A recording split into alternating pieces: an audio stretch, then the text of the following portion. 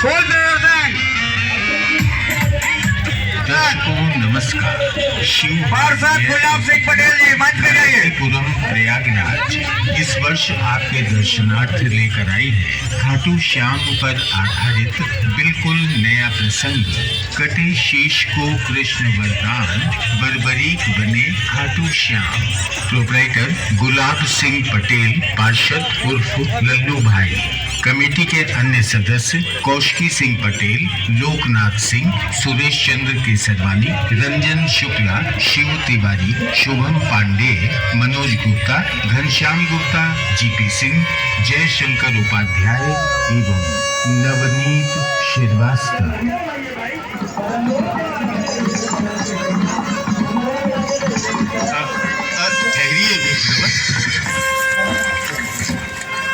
प्रणाम ब्राह्मण देवता। कल्याण। हे ब्राह्मण देवता, आप और रणभूमि पर?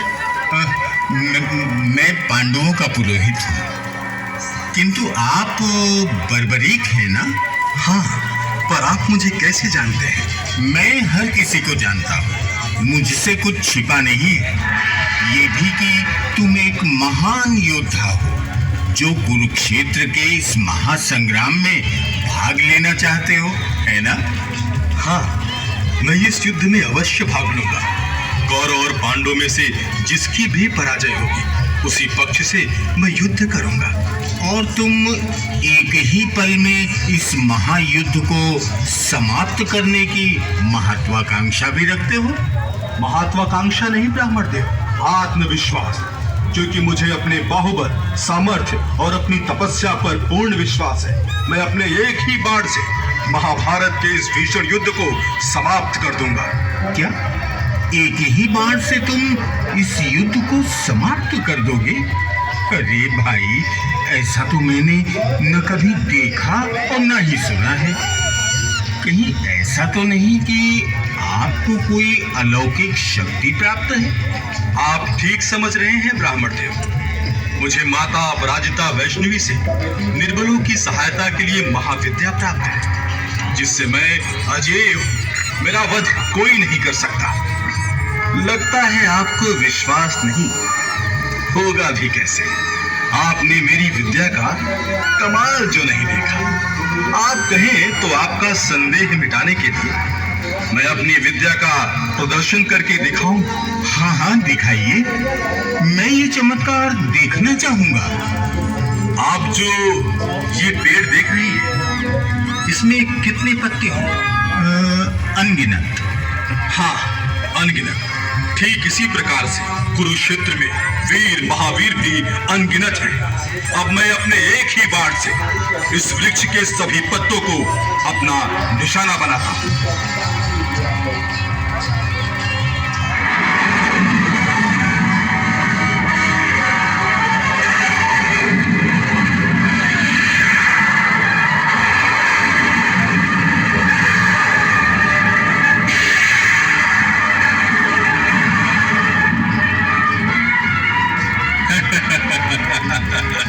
कहिए ब्राह्मण देवता, अब तो आपको विश्वास हो गया ना कि मैं अपने एक ही बाण से विरोधी सेना के सारे योद्धाओं को पल भर में ही समाप्त कर सकता हूं। परंतु ये क्या विप्रवर, आप मेरी विद्या का प्रदर्शन देखकर चिंता में पड़ गए? हाँ, चिंता का कारण तुम्हारी ये महाविनाशक विद्या ही है। महाविनाशक क्यों ब्राह्मण देव? ये तो निर्बलों की सहायता के लिए है। प्रश्न निर्बल और बलवान का नहीं, प्रश्न है कौन धर्म के मार्ग पर है और कौन अधर्म के। हे ब्राह्मण देवता, आपकी ये गूढ़ और गहन बातें मेरी समझ से परे है। मुझे तो बस दादी हिडिंबा ने यही सिखाया था कि तुम अपनी इस विद्या का प्रयोग निर्बलों की सहायता के लिए करना, चाहे वो अत्याचारी, अन्यायी या अधर्मी हो। हाँ, धर्म अधर्म, उचित अनुचित आप जानिए। आज मैं अपनी प्रतिज्ञा अवश्य ही पूरा करूंगा, चाहे कुछ भी हो जाए। परंतु मैं तुम्हें ऐसा करने की आज्ञा नहीं दे सकता। जाइए जाइए ब्राह्मण देवता, आपके पांचों पांडव और उनकी विशाल सेना भी मुझे मेरी इच्छा पूरी करने से नहीं रोक सकते। तुम मुझे क्रोध दिला रहे हो? शक्ति मैं भी दिखा सकता हूँ। आपको ऐसी कौन सी शक्ति पर इतना गुमान है?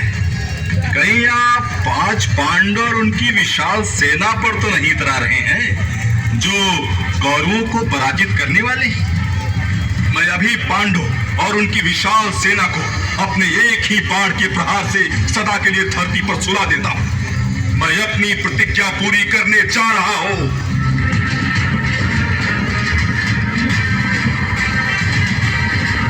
बर्बरी!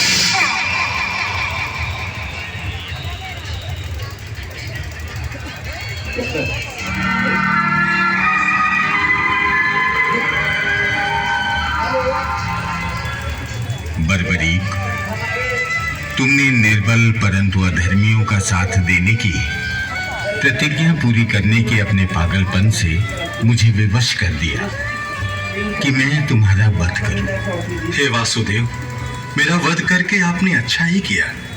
मोक्ष पाने के लिए यही तो मेरी इच्छा थी। ब्राह्मण के वेश में मैंने तो आपको पहले ही पहचान लिया था और अपनी शक्ति का प्रदर्शन भी इसीलिए किया था ताकि आपके हाथों मेरा वध हो सके। जानते हैं प्रभु, मेरी वो आकांक्षा जो बचपन से मेरे मन में थी। जानता हूं, तुम्हारी दादी हिडिंबा ने तुम्हें बताया था कि मोक्ष पाने का सीधा और सहज रास्ता यही है कि तुम मेरे हाथों अपने प्राण त्याग दो।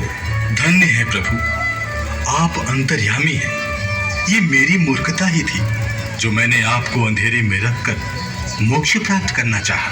बर्बरी, तुमने कठिन तप से जो अस्त्र प्राप्त किए थे मुझसे युद्ध करने के लिए, तुम्हारी उसी तपस्या ने तुम्हें मोक्ष पाने के योग्य बना दिया। बर्बरी, विधि ने तुम्हारे मोक्ष का यही समय निर्धारित किया था। तो फिर आपके हाथों प्राण त्याग कर मुझे मुक्ति तो मिल गई ना प्रभु। हाँ वत्स बर्बरी, तुम्हारा ये त्याग और बलिदान